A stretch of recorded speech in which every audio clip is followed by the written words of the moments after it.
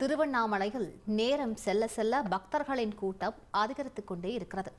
களச்சூழல் குறித்து செய்தியாளர் பிரபாகரனிடம் கேட்கலாம். பிரபாகரன், இன்னும் எவ்வளவு பக்தர்கள் அங்கே வரக்கூடும் என்று எதிர்பார்க்கப்படுகிறது?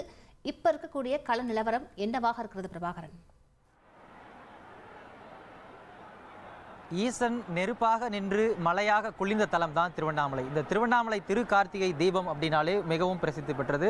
அதிலும் மிக முக்கியத்துவம் வாய்ந்தது இன்று மாலை நடைபெறக்கூடிய மகா தீபம்.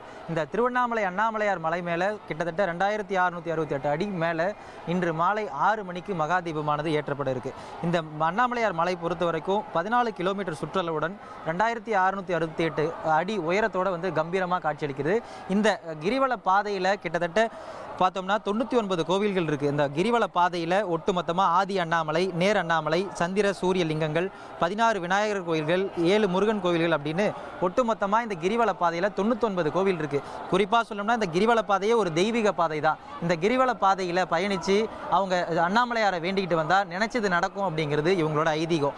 அந்த வகையில் தான் இன்னைக்கு காலையில் அதிகாலையில் தொடங்கின அந்த கிரிவல பாதையில் பக்தர்களோட கூட்டம் தொடர்ந்து அதிகரிச்சுட்டே வந்துட்டு இருக்கு. இப்போ நேரம் கடக்க கடக்க பக்தர்களோட வருகை அப்படிங்கிறது அதிகரிச்சுட்டே இருக்கு. தற்போது நம்ம இருக்கக்கூடிய இடம் ராஜகோபுரம் எதிரே இருக்கும். அந்த ராஜகோபுரம் எதிரே இந்த கிரிவல பாதையில் பார்த்தோம்னா ஒரு கொஞ்சம் கூட இடமே இல்லாத அளவுக்கு பக்தர்களோட கூட்டம் அங்கே காணப்படுது.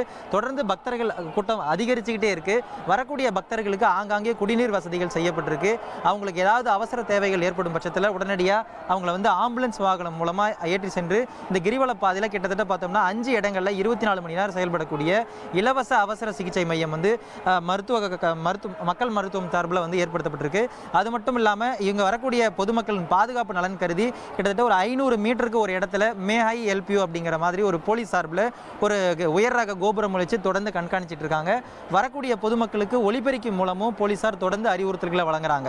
எப்படின்னா கூட வந்துட்டு இருக்கக்கூடியவங்களை பத்திரமா பார்த்துக்கணும், குழந்தைகள் ஏதாவது இருந்தாங்கன்னா கையிலே பிடிச்சி பத்திரமா கிரிவல பாதையில் கூட்டிகிட்டு போகணும் அப்படின்னு சொல்லி தொடர்ந்து அறிவுறுத்துறாங்க. இப்போ சிறிது நேரத்துக்கு முன்னாடி பார்த்தோம்னா நம்ம அந்த பஞ்சலிங்கல் அந்த கோயிலுக்கு முன்னாடி வர இடத்துல பார்த்தோம் மேஐ எல்பிஓ அப்படிங்கிற இடத்துல ஒரு குழந்தைய தவற விட்டுட்டாங்க. அந்த இடத்துல இருந்து போலீசார் உடனடியாக அவங்களுக்கு தகவல் தெரிவித்ததன் பேரில் 5 நிமிடத்தில் அங்கே இருந்த குழந்தைய மீட்டு ஒப்படைத்ததும் நடக்குது. தொடர்ந்து அவங்க குழந்தைகளை கண்காணிக்கக்கூடிய வகையில் அவங்க கையில் டேகும் போட்டுருக்காங்க. நம்ம காட்சிகளை நம்மளால் பார்க்க முடியுது. பார்க்கக்கூடிய அதாவது தெருவில் முழுக்க வழி நெடுக மக்கள் கூட்டம், பக்தர்கள் கூட்டம் அலைமோதுறதை நம்மளால் காட்சிகளை பார்க்க முடியுது.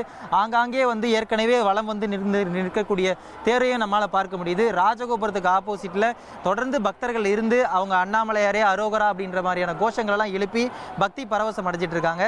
கிட்டத்தட்ட தற்போது வரைக்கும் பார்த்தோம்னா 20 லட்சத்திற்கும் அதிகமான பக்தர்கள் வந்திருப்பாங்கன்னு எதிர்பார்க்கப்படுது.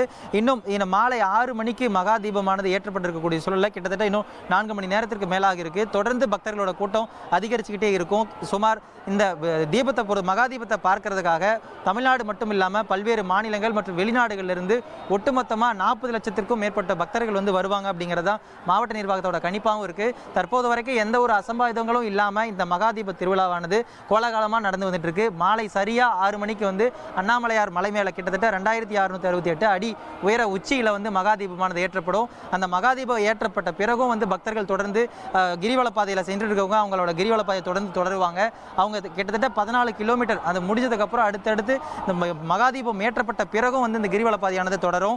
கிட்டத்தட்ட இது நள்ளிரவு மட்டும் இல்லாமல் நாளை அதிகாலை வரைக்கும் இந்த கிரிவலத்தை பக்தர்கள் மேற்கொள்வாங்க அப்படிங்கிறது தான் தற்போதைய களச்சூழலாக இருக்கு. போலீஸ் பாதுகாப்பு பொறுத்த வரைக்கும் பார்த்தோம்னா இந்த 4 கோபுரங்கள் மட்டும் இல்லாமல் இந்த கோவில் கிரிவல பாதையில் பல்வேறு இடங்கள் அப்படின்னு பார்த்தோம்னா சுமார் 15,000க்கும் மேற்பட்ட போலீசார் ஈடுபட்டிருக்காங்க. சட்டம் ஒழுங்கு ஏடிஜிபி டேவிட்சன் தேவாசி இவங்களோட தலைமையில் தான் போலீஸ் பாதுகாப்பு பலத்த பாதுகாப்பு போடப்பட்டிருக்கு. செய்திகளை உடனுக்குடன் தெரிந்து கொள்ள உடனே சப்ஸ்கிரைப் பண்ணுங்க.